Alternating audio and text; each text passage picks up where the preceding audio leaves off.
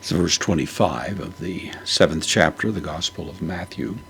Jesus is likening those people that hear his instruction and do it to someone who builds a sturdy house on a sturdy foundation, and indicates that even when the challenges that may be presented by the weather are brought against the house, it doesn't fall. And that's the sense of this 25th verse here. We have kai, the connective, katebe. This is from katabino, to go down. That's the idea. This is the third person singular aorist active indicative. So it came down. And then the subject, hey, broke, hey. This is the word for rain, the nominative. So the rain came down.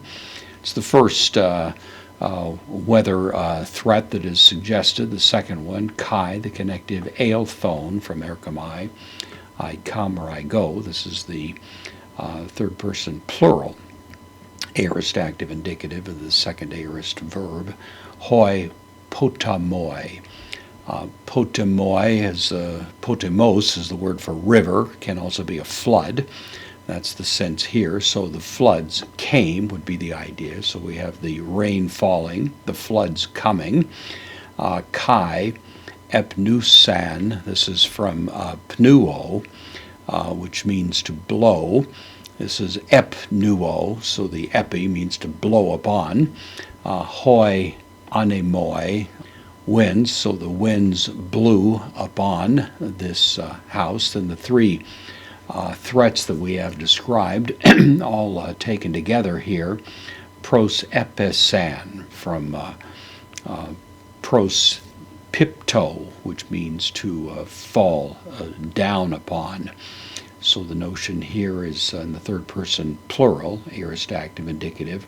All three of these, that is the various threats that are described here. We have the rains falling, the rivers rising, the winds blowing, and all of these fell upon te oikia, the house, ekene, that house which had been built upon a solid foundation.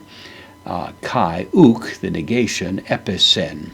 Of course, this is the same verb as we have here. It did not fall. This is the third person singular aorist active indicative, and it did not fall. The reason, gar, postpositive, tethamelioto.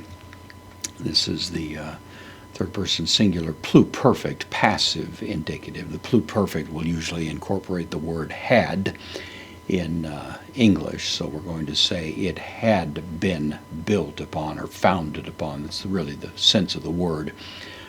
In the simple active voice, it means I base something, or I establish it, or found it, or so on, something like that, on a foundation as notion.